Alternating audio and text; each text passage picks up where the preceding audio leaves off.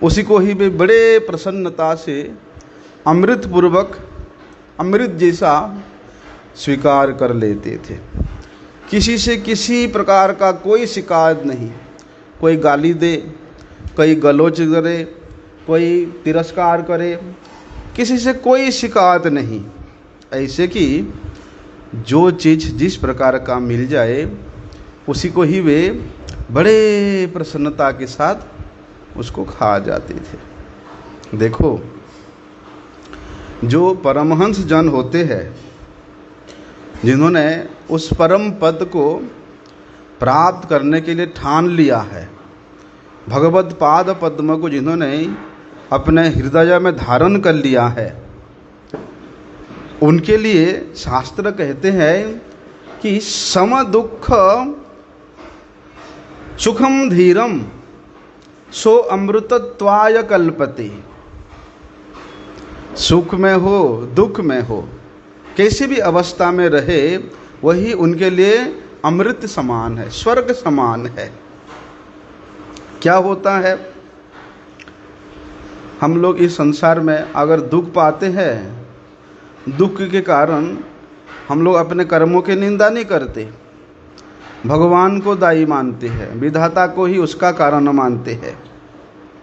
लेकिन जो मुक्त पुरुष जन होते हैं, जिन्होंने अपने स्थिति को समझ लिया कि मैं कौन हूँ, इस स्थिति को जिन्होंने समझ लिया, फिर वो चाहे सुख हो दुख हो, उसको सर्वत्र अमृतत्व ही दिखाई देता है। उनका जीवन सब जगह में एक परम पवित्र शांत शाश्वत अवस्था में दिखाई देता है।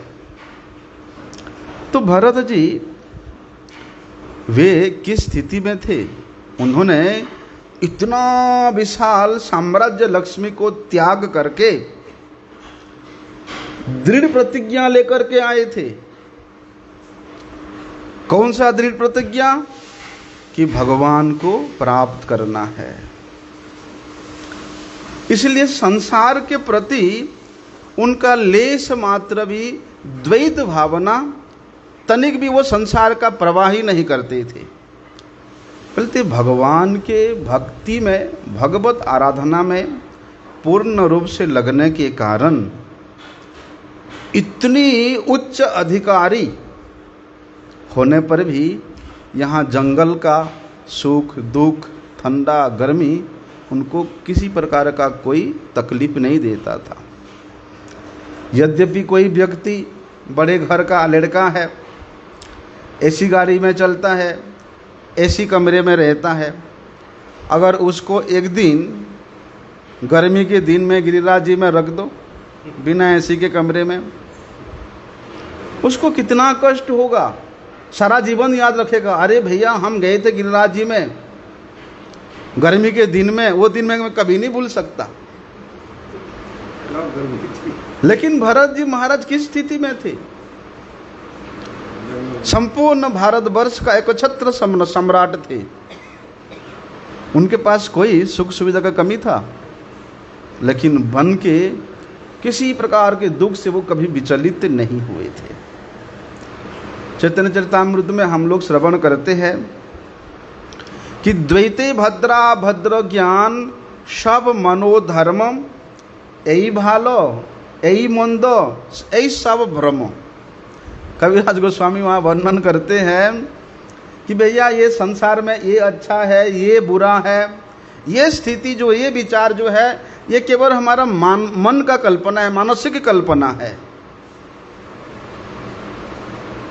लेकिन ये सारी के सारी एक भूल के रूप में कविराज गोस्वामी जी वर्णन करते हैं।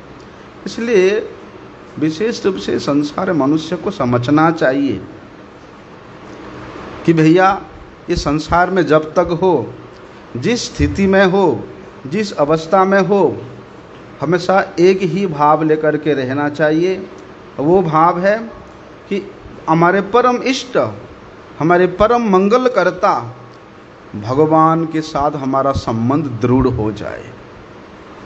और इस संबंध दृढ़ करने के लिए के रास्ते में किसी का अनुकरण करना नहीं।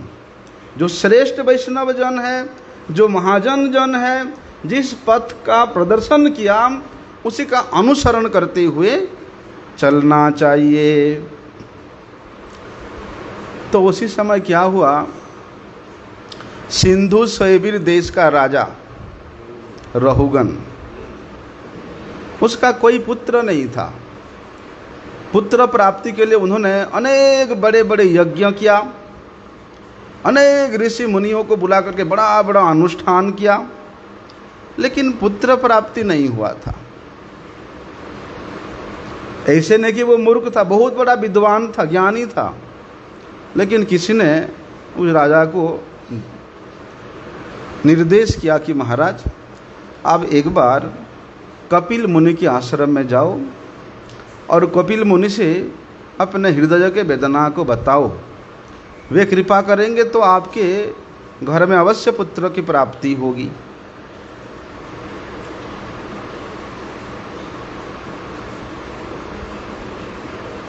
ये बात बाद में करेंगे, क्योंकि इस बीच एक बहुत बड़ा घटना होता है। एक डाकू था, बहुत बड़ा डाकू, डाकुओं का सरदार, और उसके अंडर में कम से कम 200 उसके छोटे छोटे डाकू थे, और वे शूद्र थे सब लोग। और किसी पशु का बलि देना, किसी मनुष्य का बलि देना, इस प्रकार उनके बाएं हाथ का काम था। इसलिए वो जो उनके सरदार था डाकुओं का, अब की बार उसने देवी के पास, भद्रकाली के पास संकल्प किया कि मेरा पुत्र प्राप्ति होगा या हो जाए तो मैं आपको एक मनुष्य का बलि चढ़ाऊंगा। देखो, जो निम्न कुल के लोग होते ना,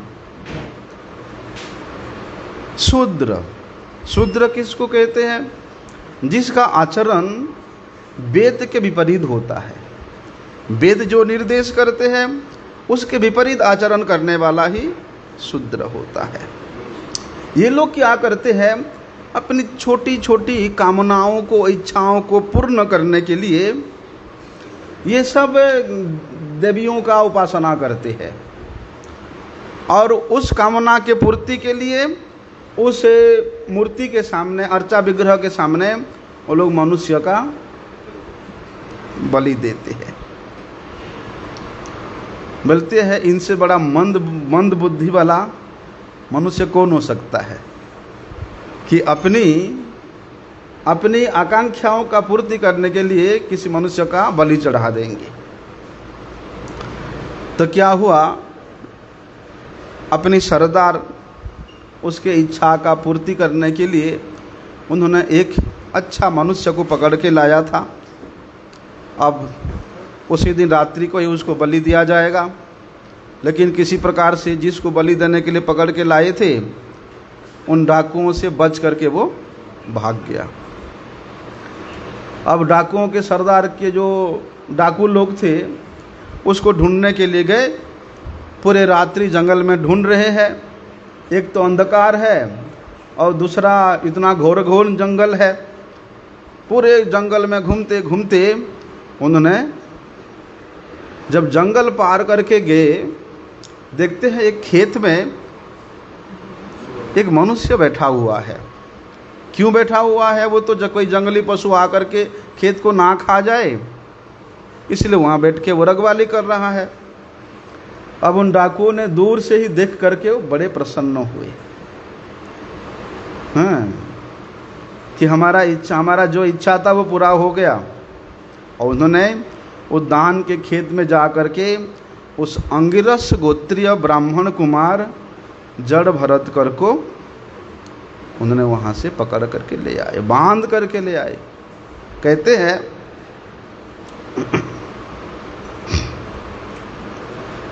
जड़ भरत जी इतने हृष्ट पृष्ट थे, यद्यपि वे अपने शरीर की किसी प्रकार से कोई यत्न नहीं करते थे, लेकिन हृष्ट पृष्ट थे। इसलिए ऐसा हृष्ट पृष्ट एक मनुष्य को देख करके उनको ला करके बलि देने के इच्छा से उनके सरदार भी बड़े खुशी हुआ और उनको रस्सियों में बांध करके उस भद्रकाली के मंदिर में ले आए। क्या होता है, ये जो बलि प्रथा है ना, आजकल भी हमारे देश में बहुत जगह में चलाया जाता है। और विशेष रूप से जो शूद्र लोग होते हैं, जो डाकू लोग होते हैं, जो तंत्र का योजना करने वाले लोग होते हैं, वही लोग इस प्रकार बलि देते हैं। धनी व्यक्ति को लूटना है, उनसे सभी प्रकार के धन को चोरी करके ले जाना, ये कोई अच्छे लोगों का काम नहीं है। बोलते हैं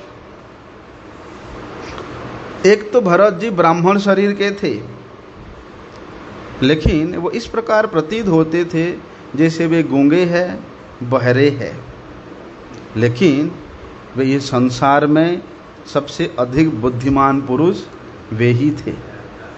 क्यों? क्योंकि उनका चित्त वृत्ति परम पुरुषोत्तम भगवान में लगा हुआ था। जिसका चित्त वृत्ति भगवत पाद पद्म में लग जाता है वो सबसे श्रेष्ठ मनुष्य है, वो सबसे बुद्धिमान है। तो ऐसा एक श्रेष्ठ मनुष्य को, वो भी जड़ भरत जी को पकड़ करके ले करके आना और उनको वध करना, ये, लेकिन जड़ भरत जी ने किसी प्रकार का कोई विरोध नहीं किया। उनको रस्सी से बांधा गया, बस चुपचाप खड़े थे। बांध लो भैया, खींचने की जरूरत नहीं है, बोल दो कहाँ जाना है, बस तुम्हारे इशारे में मैं पहुंच जाऊंगा।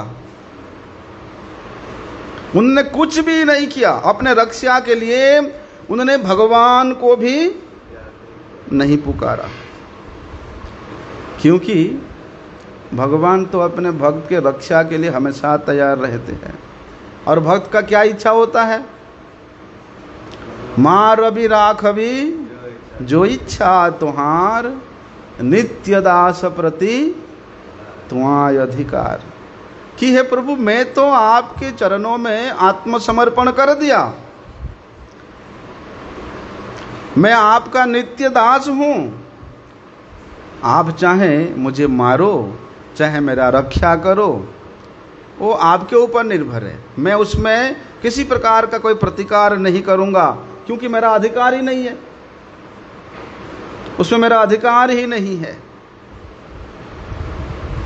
बोलते हैं बलि देने का जो प्रथा है, उस प्रथा के अनुसार उन डाकुओं ने भरत जी को पहले तो नहलाया, फिर नए सफ़ेद वस्त्र पहनाया और जो भी माला, चंदन, सिंदूर लगाया जाता है वो सब किया। दोनों कानों में फूल चढ़ाया, फूल माला पहनाया, धूप दीप माला सब कुछ उनको भेंट किया। और उस नर पशु को, अभी तो उनके लिए नर पशु ही है भरत जी हैं, उनको वध करने के लिए भैया वे डाकू ने बड़े गाना बजाना कर रहे, बड़े बड़े ढोल बज रहा है और देवी के सामने स्तुति भी कर रहा है और देवी की बड़े धूमधाम से पूजा हो रहा है आज। और जड़ भरत जी चुपचाप वहाँ उनके सामने बैठे हुए हैं। कहते हैं वैदिक शास्त्र में कोई भी कृत्य का, कोई भी अनुष्ठान का, कोई भी पूजा पद्धति का विधान वेद में है, लेकिन इस प्रकार के जो लोग हैं वो लोग वेद के विधान को नहीं मानते हैं। वेद में कहीं पर भी मनुष्य के बलि देने का विधान नहीं बताया, ऐसे कि बलि का ही विधान नहीं है। बलि मतलब होता है अर्पण करना, आत्मसमर्पण करना ही बलि होता है, अपने आप को समर्पित कर देना। हाँ, कुछ तामसिक शास्त्र है, उन तामसिक शास्त्रों में कुछ जैसे बकरी का बलि, भैंस का बलि, ऐसे देने का विधान है तामसिक शास्त्र में, तंत्र शास्त्र में, किंतु मनुष्य का बलि का कहीं भी विधान नहीं है, चाहे वे कितना ही मूर्ख क्यों ना हो। मनुष्य के बलि का विधान कहीं भी उल्लेख नहीं है। वो तो डाकुओं ने वो लोग अपने आप एक विधान बना दिया था, कल्पना कर लिया था कि नर बलि देंगे। स्वविधिना शब्द वहाँ लगा हुआ है कि वो लोग अपने अपने विधान बना करके मनुष्य बलि देने का संकल्प कर लिया। कहते हैं कलकत्ता में, हमारे देश में बहुत बुचड़ खाना है ना। उन बुचड़ खानाओं में उन सारे पशुओं का बलि क्यों दिया जाता है, उनको क्यों मारा जाता है? क्योंकि वे लोग उसको खाते हैं। मांस खाने का विधान मनुष्य के लिए कहीं भी लिखा नहीं है, लेकिन इस प्रकार के लोग केवल शास्त्र के उल्टा कार्य करने के इच्छा से और अपने सौभाग्य को हमेशा पतन के मार्ग पर ले जाने के इच्छा से वे इस प्रकार मूर्ख का पुण्य कार्य करते रहते हैं। लेकिन देवी काली के पास में अगर पशु बलि दिया जाए तो क्या देवी सच में प्रसन्न होते हैं? वो तो माँ है, और जितना भी जीव जगत है सब उनके संतान है। अपनी संतान का बलि माँ क्या कभी सहन कर सकती है?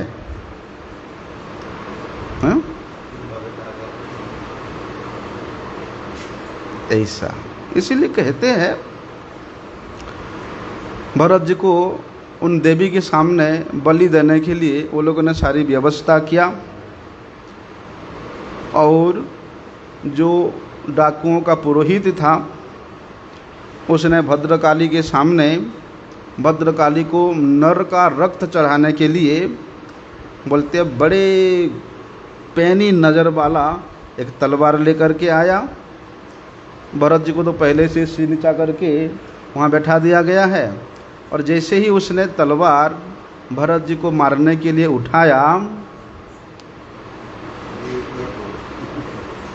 क्या होता है देखो। क्योंकि ये डाकुओं ने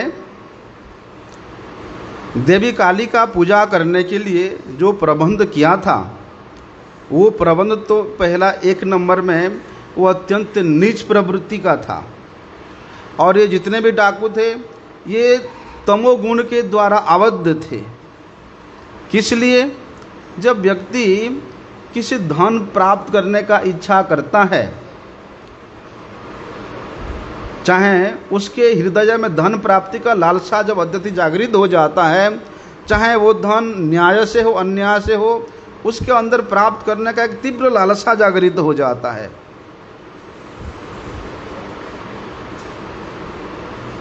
लेकिन अगर वो डाकुओं ने इस प्रकार उसको बलि देंगे तो उनका जो सरदार है उनको प्रचुर धन देगा। इसी इच्छा से, इसी लोभ से वे लोग बलि देने के लिए उद्यत हुए।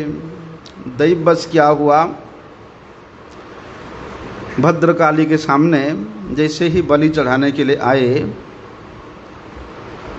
क्या होता है देखो। ऐसे जो व्यक्ति होते हैं, वहाँ पर सुखदेव गोस्वामी कहते हैं इस प्रकार के जो व्यक्ति होते हैं वे बड़े ईर्षालु होते हैं। ईर्षालु कार्य करने में हमेशा लगे रहते हैं। तभी तो जड़ भरत को मारने के लिए दुस्साहस किया उन लोगों ने। और जड़ भरत किस स्थिति में थे? वे तो सर्वसुहृद थे, सबके परम मित्र थे, उनका कोई शत्रु नहीं था, और हमेशा परम पुरुषोत्तम भगवान के चिंतन में हमेशा वे लगे रहते थे। अरे उनका कुल एक श्रेष्ठ उच्च ब्राह्मण कुल में हुआ था।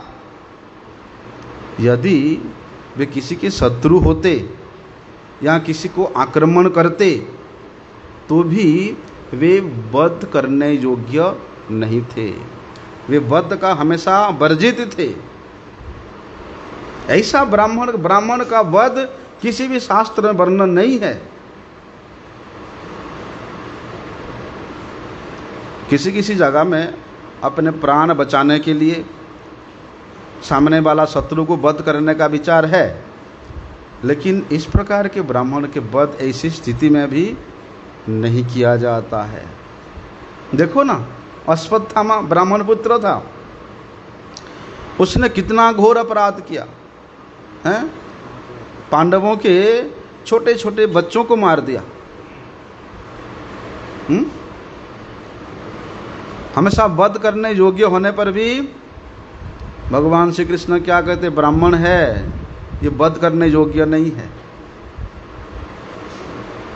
ऐसा इसलिए जड़ भरत वो हमेशा वध के वर्जित ही थे। किसी भी दशा में जड़ भरत का वध करना, उनको बलि चढ़ाना कोई औचित्य ही नहीं था। तो भद्रकाली फिर कैसे सहन कर सकती है?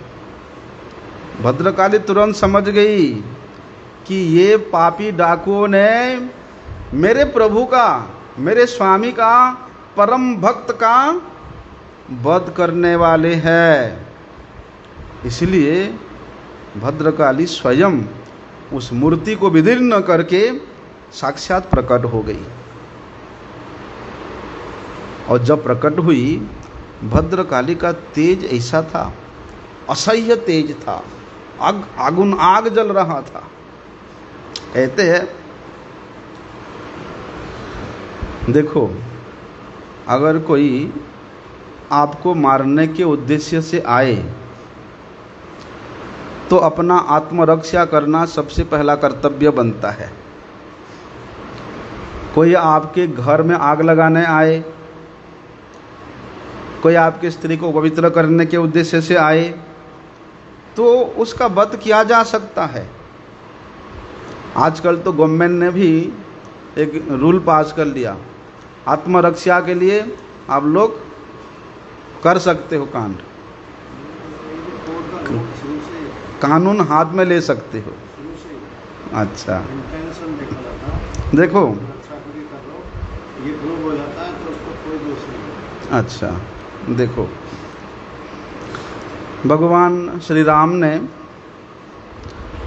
रावण के संपूर्ण परिवार का वध किया। क्यों? क्योंकि रावण ने उनकी पत्नी सीता देवी का अपहरण किया था। किंतु शास्त्र में दूसरे किसी कार्य के लिए वध की आज्ञा नहीं है। देवताओं पर जो भगवान का संपूर्ण विस्तार है, तो वहाँ पशुओं की बलि की अनुमति उन लोगों को क्यों दी जाती है? मांस खाने के लिए। अरे मांसाहार तो प्रतिबंध है। दूसरे शब्द में, वेदों में कुछ नियम है जहाँ पशुओं की बलि का प्रतिबंध है। तो इन सब बातों को अगर विचार करें तो भरत जी उच्च कुल ब्राह्मण थे, तो उनका वध करना किसी प्रकार से कोई औचित्य ही नहीं था। यद्यपि भरत जी, जड़ भरत जी, वे स्वरूप सिद्ध थे, वे अपने स्वरूप में स्थित थे, सब जीवों का शुभ चिंतक थे, लेकिन इस प्रकार डाकुओं के द्वारा उनका वध करने का भेद कभी भी स्वीकृति नहीं देता है। फलतः क्या हुआ? भद्रकाली स्वयं वहाँ प्रकट हो गई, उस मूर्ति से प्रकट हुई। यहाँ पर श्रील विश्वनाथ चक्रवर्तीपाद जी टीका में लिखते हैं कि जड़ भरत जी का इतना अधिक ब्रह्म तेज था, उस ब्रह्म तेज को वो काली का मूर्ति सहन नहीं कर पाई और विदीर्ण हो गई, फट गई। और वहीं से भद्रकाली प्रकट हो गई। बोलते हैं, जिस खड्ग से, जिस तलवार से उन्होंने जड़ भरत जी का बलि देना चाहते थे, भद्रकाली उसी तलवार से उन सब डाकुओं का सिर छेदन कर दिया। बोलते हैं भद्रकाली वहां प्रकट होकर के केवल छिर छेदन नहीं किया, वे इतना अधिक क्रोधित हो गई कि उनके क्रोध के सामने ही वे उनके जितने भी साम्राज्य था, उनका नगर था डाकुओं का, वे सब जल के राख हो गया। इतना भयावना रूप हो गया था काली का, इतना क्रोध था कि मेरे प्रभु के भक्त का वध करने के लिए मेरे पास लेकर के आया। और उन सब डाकुओं के गले को काट करके बोलते हैं उनका रक्त पान करने लगी। एक काली नहीं, वहाँ तो भद्रकाली के जितने भी परिकर है, जितने भी डाइन है, चुड़ैल है, सब आ गए, सब उन डाकुओं के गरम गरम रक्त का पान करने लगे। मानो उस समय का दृश्य ऐसा लगता था, सुखदेव गोस्वामी वर्णन करते हैं कि भद्रकाली अभी के अभी ये संपूर्ण ब्रह्मांड को संहार कर डालेगी। भैया उन सिरों का खेलने लगे, जैसे फुटबॉल खेलते हैं ना, ऐसे ही खेलने लगे। देखो एक तो विचार करें तो जितना भी देव है, देवी है, एक प्रकार से ये सब भगवान के ही आज्ञावाहक है। भगवद इच्छा से ही इन सब देवता अपने अपने कार्य करते हैं। और देवी काली, दुर्गा देवी, उनका कार्य क्या है कि सृष्टि स्थिति प्रलय साधन शक्ति रेखा छाए वजस्य विवनान विवर्ती दुर्गा। बोलती दुर्गा देवी तो वे असुरों को दंड देना, यही उनका काम है। उनका वध करना, असुरों का वध करना ही उनका काम है। आपने सुना होगा दुर्गा देवी के अनेक रूप है, वो कितने असुरों का उन्होंने वध भी किया, उनका सिर छेदन किया है। इसलिए जो लोग भक्ति के मार्ग को उपेक्षा करके, भगवत सेवा को उपेक्षा करके केवल देवी को प्रसन्न करने के लिए देवी के पास जाते हैं और इस प्रकार निकृष्ट वस्तुओं को चढ़ाते हैं, अंत में उन्हीं के पूजा में त्रुटि कहीं ना कहीं से होती है और उसी त्रुटि के कारण वही देवी के उपासकों का ही प्राण संकट में आ जाता है। स्वयं देवी ही उनको दंडित करती है। इसलिए जो लोग इस प्रकार नीच स्वभाव वाले व्यक्ति है, आसुरी स्वभाव वाले व्यक्ति हैं, वे लोग केवल इस जगत के भौतिक लाभ प्राप्त करने के लिए इस प्रकार का कृत्य करते हैं। पूजा के नाम पर वे केवल पाप ही करते हैं और ऐसे पापों के लिए पूजा करने के लिए गए हैं लेकिन पाप करते हैं और वहाँ ऐसे पाप करते कि उनको क्षमा भी नहीं किया जाता है। लेकिन देखो भरत जी महाराज कितने कृपालु है कि ऐसी जड़ भरत जी ऐसी स्थिति में भी उन्होंने उन डाकुओं का उद्धार ही किया, मंगल ही किया। यद्यपि वे लोग जड़ भरत जी का वध कर देते तो उनको कितने घोर अपराध में पतित होना पड़ता, लेकिन भरत जी उस स्थिति के व्यक्ति थे नहीं। वे किस स्थिति में थे? भगवान के परम भक्त होने के कारण भगवत शक्ति दुर्गा देवी के द्वारा उनका वध हुआ, इसलिए वे मुक्ति के गामी हुए। वे सब डाकू मुक्ति प्राप्त किए।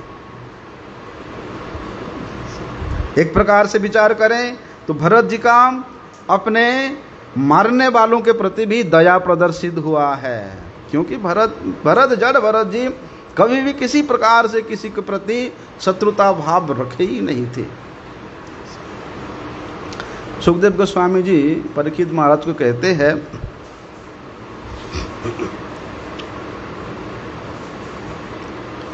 बोलते हैं जिन्होंने आत्मा को शरीर से हमेशा पृथक माना और सभी जीवों के कल्याण के लिए वे निरंतर भगवत चिंतन में लगे रहते थे और जो सभी जीवों का कल्याण करने वाले भगवान चक्रपाणी है और जो अभक्त का, असुरों का, नीच व्यक्तियों का, वेद विरोधी व्यक्तियों का जो काल स्वरूप है, और हमेशा भगवान अपने भक्तों की रक्षा करने वाले हैं। वे भगवान के द्वारा अपने भक्त हमेशा संरक्षित रहते हैं। क्यों? क्योंकि भक्त का चित्त वृत्ति हमेशा भगवत पाद पद्मों में शरणागत रहता है। वे भगवत शरण ग्रहण करने के कारण उनका कभी भी किसी प्रकार से कोई अनिष्ट कर ही नहीं सकता है। ऐसे कि सिर कटने के नौबत आने पर भी वे कभी भी डरते नहीं, कभी क्षुब्ध नहीं रहते होते हैं। भरत जी के मन में, भरत जी के आंखों में लेश मात्र भी कोई चांचल्यकर स्थिति नहीं दिखाई दिया।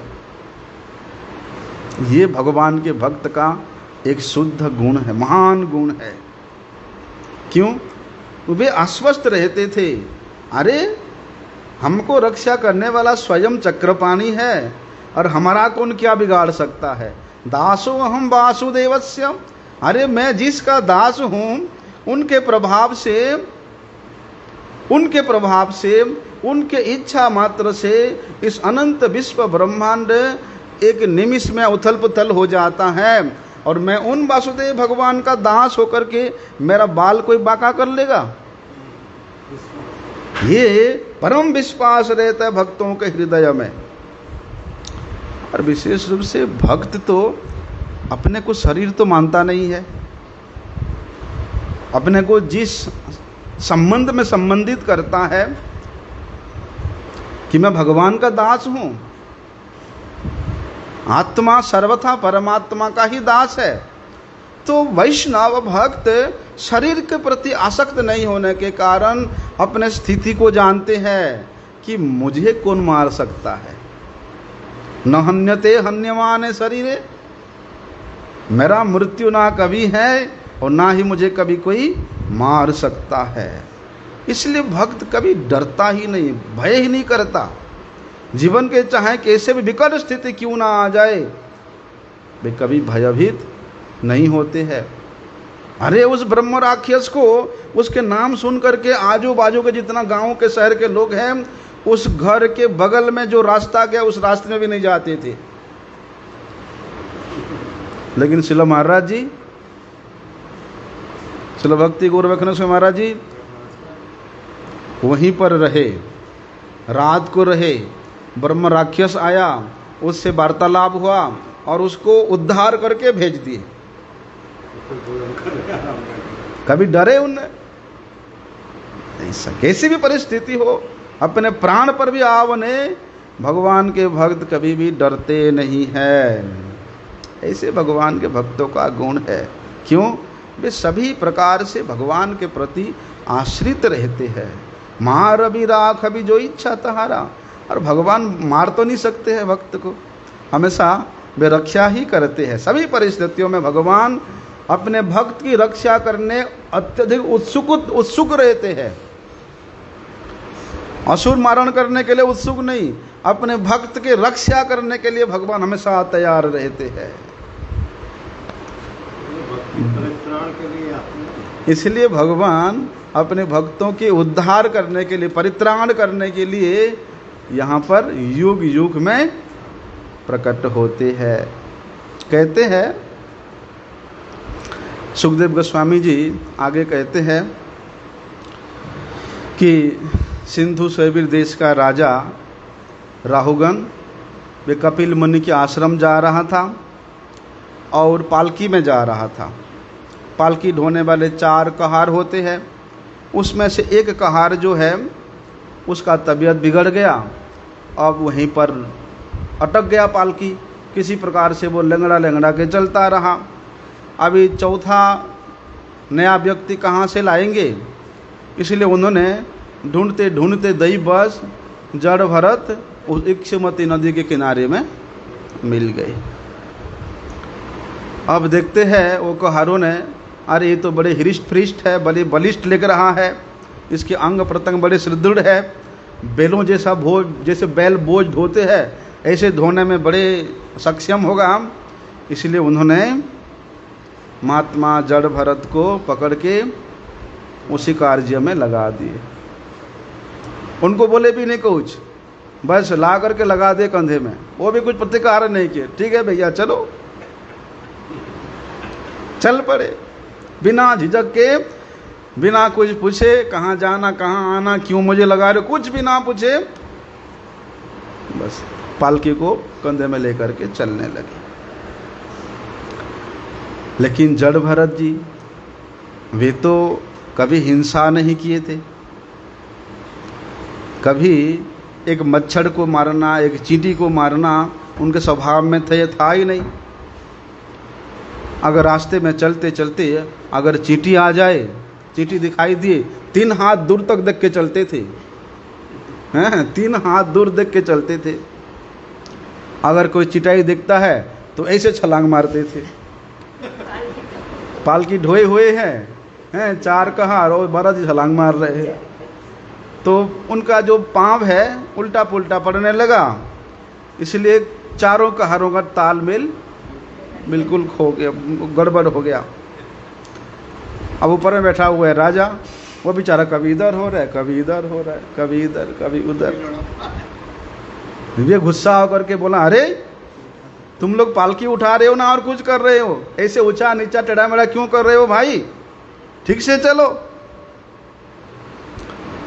देखो, यद्यपि जड़ भरत जी उन्होंने अपने जीवन में कभी पालकी ढोए तो नहीं थे, लेकिन उनको धोने के लिए बाध्य किया गया। फलस्वरूप क्या हुआ, रास्ते में चलते चलते चींटियों के प्रति उनका दया भाव बना रहता था कि भैया मेरे पैरों में कोई चींटी आकर के मर ना जाए। भगवान के भक्त स्वयं के कष्ट को सहन कर लेगा, लेकिन अपने कारण दूसरे किसी को कष्ट हो ये उनके जहन में नहीं है। क्यों? हमेशा जीवों के प्रति दया करना उनका स्वभाव होता है। और जड़ भरत वे तो कोई साधारण मनुष्य थे नहीं, वे आध्यात्म ज्ञान में इतना बढ़े चढ़े थे और इतना श्रेष्ठ ब्राह्मण थे, जिस कार्य कभी नहीं किया था उस कार्य करने के लिए भी मना नहीं किया, कोई परवाह नहीं किया। फिर भी रास्ते में चलते चलते वे अपना स्वधर्म को नहीं भूले, अपना कर्तव्य को नहीं भूले। क्या उनका कर्तव्य था कि भैया मेरे कारण कोई मर ना जाए, चींटी फीटी कोई मर ना जाए। इसलिए देखो, जो भगवान का भक्त होते हैं ना, वो ना तो कभी ईर्ष्या करते हैं और ना ही बड़े क्रोधित उग्र होते हैं। रास्ते में अनेक चींटियां थी, 3 फुट पहले देख करके वे चलते थे, बड़े सचेत रहते थे। कई बार क्या होता था, एक जगह में चींटियां ढेर सारे हैं और वे रास्ता पार कर रहे हैं, वो रुक जाते थे। चींटियों का वो जब जाना खत्म होता था फिर जाते थे। हाँ। भगवान कपिल देव सांख्य योग में क्या कहते हैं, सहृदः सर्वदेहि नाम, कि भक्त जो होता है सब जीवों के प्रति बड़े सहृद होता है। और जीव भी अनेक रूप धारण करके इस जगत में आता है। जो आज वैष्णव है, पता नहीं काल वो क्या था, आज जो मनुष्य है पता नहीं काल क्या था, वो चींटी होगा शायद। सहृदः सर्वदेहि नाम। इसलिए क्या होता, जो अवैष्णव लोग होते हैं, काल में बताया था, वो लोग केवल मनुष्य समाज को ही दया करना जीवे दया कहते हैं और बकरी को काट करके खाते हैं। लेकिन भगवान श्री कृष्ण का भक्त वे सभी प्राणियों के प्रति दया करते हैं, क्योंकि भगवान कहते हैं कि मैं सभी प्राणियों का परम पिता हूं। भगवान नहीं कहते कि मैं केवल मनुष्य का ही परम पिता हूं, वे सभी प्राणियों के परम पिता है। उसी कारण भगवान के भक्त भगवान के इस वचन को अपने ध्यान में रखते आ रहे, ये भी तो भगवान का ही बच्चा है, भगवान का संतान है। बस वो फिर मेरे कारण क्यों कष्ट पाएगा। इसलिए वैष्णव किसी भी प्राणी को समय में हो असमय में हो वह वृथा कष्ट नहीं देते, विनष्ट करना नहीं चाहते। समस्त जीवों के प्रति उनका विशेष दया भाव रहता है। तो वहाँ कहते हैं, जब कहारों ने राजा राहुगण की धमकी को सुना कि तुम लोग ऐसे क्यों गड़बड़ कर रहे हो, तबे तो भयभीत हो गए, भैया अब तो हमको दंड मिलेगा। और दंड का कारण कौन है? ये जो चौथा है।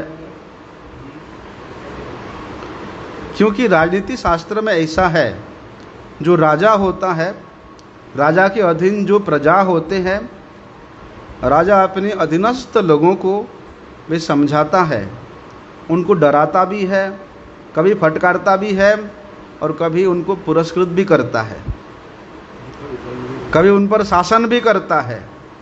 तो कहार समझ गए कि भैया अब राजा क्रुद्ध हुआ है, मतलब जरूर दंड देगा। न वयम नरदेवा प्रमत्त भगवत नियमानुपतः साध्यैव वहामः अयम अधुनैव नियुक्तोऽपि न धृतं व्रजति नानेन सह बढूम हवायम पारयामि इति। कहते हैं वे कहार लोग कि हे महाराज, हमने इतने सालों से, इतनी वर्ष से आपके पालकी ढोने का काम किया है, कभी देखा इस प्रकार उल्टा पुल्टा हमने चले? हम बिल्कुल सावधानी से चल रहे हैं और हम अपने इच्छा के अनुसार बड़े निष्ठा से आपके पालकी को ले जा रहे हैं। लेकिन ये जो चौथा कहार हमने पकड़ के लाया है, उसने गड़बड़ करता है। कभी तो तेज चल जाता है और कभी रुक जाता है, कभी कूद कूद के चलता है। इसलिए महाराज इसके साथ तो पालकी ले जाने में हम समर्थ नहीं है, हम नहीं ले सकते इसके साथ पालकी। देखो, यद्यपि वे जो बाकी 3 पालकी ढोने वाले कहार थे, उनका भी कैसा वृत्ति है। अरे भाई, तुम्हारे ही समान जैसा कोई कहार आया है, थोड़ा दया तो करो उसके प्रति, और कुछ कारण बता दो। सीधे सीधे बता दिया नहीं ये जो चौथा आया है उसके कारण ऐसा हो रहा है। बल्कि क्योंकि बोलते हैं ये जो अन्य पालकी वाहक थे वो नीच थे, शूद्र थे, लेकिन जड़ भरत जी वे उच्च कुलीन ब्राह्मण थे। केवल ब्राह्मण नहीं, भगवान के परम भक्त भी थे। और शूद्र, उसका तो दूसरे जीव के प्रति कोई दया ही नहीं आता है, कोई दया नहीं आता है। और जो वैष्णव होते हैं, भक्त होते हैं, वो शूद्र जैसा आचरण कभी करते ही नहीं है। इसलिए जब भी शूद्र को और ब्राह्मण को आप एक साथ मिला दो तो कर्तव्य पालन में देखना वहाँ गड़बड़ी दिखेगा ही दिखेगा। अपने कर्तव्य पालन में वहाँ असंतुलन दिखाई देगा ही देगा। अब ये शूद्र होने के कारण, अरे चींटियाँ मर जाएगा, मरने दो ना, उसमें क्या है। चींटियों का कोई परवाह नहीं करके वो लोग चलते जा रहे थे। और भरत जी उनके जैसा व्यवहार कभी कर नहीं सकते थे, इसलिए तो बड़े कठिनाई होता था राजा को। कहते हैं वे जो बाकी पालकी ढोने वाले कहार थे, वो लोग बड़ी डर करके राजा को बोले कि महाराज जी हमारा काम नहीं है, दूसरे ने जो चौथा का वही कर रहा है। राजा तो समझ गया कि 3 जो कहार है वो तो मेरे राज्य के है, और लोग किस अभिप्राय से कह रहे हैं उनके भाव को राजा समझ गया। बोलते हैं एक व्यक्ति के कारण दूसरे में भी संसर्ग दोष आ जाता है। कहते हैं ना, एक मछली पूरे तालाब को गंदा कर देता है, ऐसे बोलते हैं ना। बोलते अगर इसको मैं ठीक से ना समझाऊं चौथे वाला को, तो ये मेरे बाकी 3 कहारों का भी वृत्ति खराब कर देगा, सत्यानाश कर देगा। तो ऐसा सोच करके राजा ने थोड़ा थोड़ा क्रुद्ध होकर के कहता है, बोलते ये राजा, ये राजनीति में बड़े अनुभवी व्यक्ति था, अत्यंत सुनिपुण था, और राजा है, राजस भाव है, तो उसमें तो इस प्रकार का जो स्वभाव जो है, क्रोध का स्वभाव, ये तो उसका जन्मजात उत्पन्न हुआ है। इसलिए राजा रहुगण रजोगुण में आवृत्त होकर के जड़ भरत को बड़े चिल्ला करके कहा। क्या कहता है? और जड़ भरत जी वे देखो कैसे थे, एकदम ब्रह्म तेज, लेकिन उनका ब्रह्म तेज जैसे राख में ढका हुआ था ना, राख में ढका हुआ अग्नि होता है, दिखाई नहीं देता, जैसे राख हटा दो एकदम अग्नि स्पष्ट दिखता है, ऐसे ही जड़ भरत जी का जो ब्रह्म तेज है वो भी उनके शरीर के मलिनता में ढका हुआ था। लेकिन कहते हैं इसमें भी वे जड़ भरत जी को राजा रहुगण कहता है व्यंग करके, अरे भाई आहा कितने कष्ट हो रहे हैं ना तुमको, कितना कष्ट दे रहे हैं तुमको मैं, ऐसा लगता है तुम बड़े थक भी गए हो। क्यों? क्योंकि इतना दूर से मुझे लेके आ रहे हो और अकेले अपने कंधे पे ढो करके ला रहे हो, और कोई तो तुम्हारे साथ है नहीं, तुम अकेले ही ढो रहे हो। और दूसरा, हाय हाय तुमको बुढ़ापा ने घेर लिया, इतने बूढ़े आदमी हो इसलिए तुम परेशान हो रहे हो। मैं जानता हूँ, मैं देख रहा हूँ ना तो तुम मोटे हो ना ताजे हो, बस तुम्हारा हड्डी पसली दिख रहा है। क्या तुमको ये जो बाकी 3 कहार है तुम्हारे साथ नहीं दे रहे, अकेले तुम्हारे ऊपर ही सारी भार छोड़ दिया।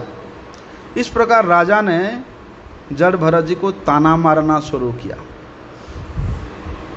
लेकिन इतने पर भी जड़ भरत को शरीर की कोई सुधि था ही नहीं, उनको ज्ञान ही नहीं था कि वो शरीर है। क्यों? क्योंकि जड़ भरत जी जिस स्वरूप सिद्ध अवस्था में पहुंच चुके थे, वहां पहुंचने के बाद फिर शरीर को ध्यान देना असंभव है।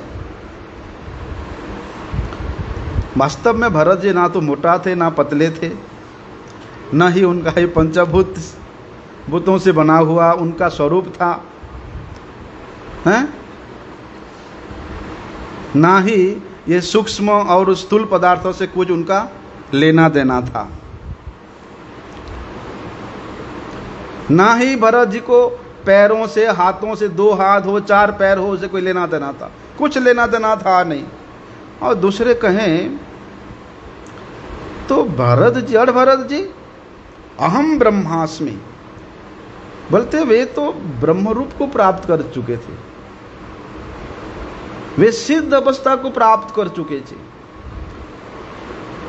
इसलिए राजा ने जितने भी उनको व्यंगपूर्ण वाणी क्यों ना कहे, उनके प्रति किसी प्रकार का कोई प्रभाव पड़ा ही नहीं। बस वो बिना कुछ कहे, बिना कुछ सुने, बस चले जा रहे हैं। विश्वनाथ चक्रवर्ती जी कहते हैं कि जड़ भरत वास्तव में परम मुक्त थे। देखो, जब उन डाकुओं ने उनको बलि देना चाहा, तब भी उन्होंने शरीर की कोई परवाह नहीं किया। वे जान गए थे कि ये डाकू है, मुझे बलि देने के लिए ले जा रहे, क्योंकि उनको ज्ञात था, वे जानते थे कि मैं शरीर हूं नहीं। यदि उनका शरीर नष्ट भी कर दिया जाता तो भी कोई परवाह नहीं करते। न हन्यते हन्यमाने शरीरे, वे पूर्ण विश्वास था भगवान के ऊपर। शरीर के मारे जाए, शरीर के जला जाए, उसका कोई प्रभाव उनका था ही नहीं, और उन्होंने कोई प्रतिवाद भी नहीं किया। किंतु परम पुरुषोत्तम भगवान अपने भक्त की रक्षा करने के लिए बल्कि स्वयं ही काली के रूप में प्रकट होकर के उन डाकुओं का विनाश किया था। बोलते इसी प्रकार यहाँ पालकी ढोते समय भी उनको पता था कि पालकी मैं नहीं ढो रहा हूँ, उनका शरीर ही पालकी ले जाने में पूर्ण समर्थ था, क्योंकि वे हृष्ट पृष्ठ थे, लेकिन उनका देहात्म बोध नहीं था। देहात्म बोध से मुक्त होने के कारण राजा ने जितना भी व्यंग्यात्मक शब्द उनको सुनाया, उसका भी उनको किसी प्रकार का कोई प्रभाव पड़ा ही नहीं। अरे शरीर की उत्पत्ति तो कर्म के अनुसार होती है, जिस प्रकार कर्म करेंगे उसी के अनुसार ही शरीर की प्राप्ति होती है। और ये प्रकृति, जब प्रकृति की हुई हम लोग ये शरीर युक्त होकर के अपना स्वामी मान लेते हैं, वही प्रकृति ही हमको शरीर संबंधी सारी वस्तुओं को जुगाड़ करती है। प्रकृति से ही तो मिलता है सब सामान शरीर को चलाने के लिए। लेकिन शरीर के भीतर में जो है आत्मा, वो हमेशा शरीर से पृथक है। शरीर के प्रति चाहे कोई उपकार करे अपकार करे, आत्मा को कोई प्रभाव नहीं पड़ता। असंगो ह्ययम पुरुषः, आत्मा कभी भी इस प्रकृति के विधानों के द्वारा प्रभावित होने वाला नहीं है, कहते हैं। उसके बाद राजा इतना बोलने के बाद भी फिर भी पालकी हिल रहा है, पहले जैसा हिलता था ऐसे ही हिल रहा है। तब तो राजा ने बड़े क्रुद्ध हो गया, बड़े क्रोधित होकर के राजा कहता है, अरे दुष्ट, ये तो क्या कर रहा है? क्या तू जीते जीते मर गया है क्या? क्या तू नहीं जानता मैं तेरा स्वामी हूं और तू मेरा अनादर कर रहा है, मेरा आज्ञा का उल्लंघन कर रहा है? जानता है क्या करूंगा? जिस प्रकार से यम उन पापियों को मृत्यु दंड देता है, मैं उसी मापी तुझे दंड दूंगा। अभी तेरा ठीक से उपचार नहीं हुआ है, जब मेरे हाथों से तेरा उपचार होगा तब तुम्हारा होश ठिकाने में लगेगा, तब तुम्हारा बुद्धि ठीक से काम करने लग जाएगा। आहा, देखो राजा रहुगन अपने आप को राजा समझने के कारण वो देहात्म बुद्धि से इतना ग्रस्त था, और दूसरा इस जगत के इस प्रकृति के अंतर्गत में रहने के कारण राजसिक और तामसिक गुणों के द्वारा प्रभावित था। यद्यपि वे राजा रहुगन सत्संग करने के लिए निकला है, सत्संग करने के लिए ही वे जा रहा है, लेकिन सबसे जो परम साधु है उनके प्रति उनका इसका ऐसा भाव, दंभ के कारण भी जड़ भरत जी को जितना भी अशोभनीय शब्द है वही सब उनके ऊपर उतार दिया। लेकिन जड़ भरत वे तो महान भक्त थे, वे तो भगवान के धाम स्वरूप थे। भगवान तो अपने धाम में ही निवास करते हैं ना, इसलिए भक्त भरत जी का, जड़ भरत जी का हृदय भगवत धाम ही था। यद्यपि राजा ने अपने आप को बड़ा विद्वान मानता था, लेकिन बड़े विद्वान होने पर भी ऐसी स्थिति में भगवान के परम भक्त उसके साथ होते हुए भी उनको नहीं पहचान पाया, उनके गुणों से वे परिचित नहीं हो पाया। अरे जो जड़ भरत जी साक्षात भगवत धाम स्वरूप थे, वे अपने हृदय में सर्वदा भगवान को धारण करके रखते थे, वे सभी प्राणियों के परम मित्र थे, किसी प्रकार के कोई भेदभाव नहीं था, उनका देहात्म बुद्धि तक नहीं था। वे भरत जी बड़े मुस्कुराते हुए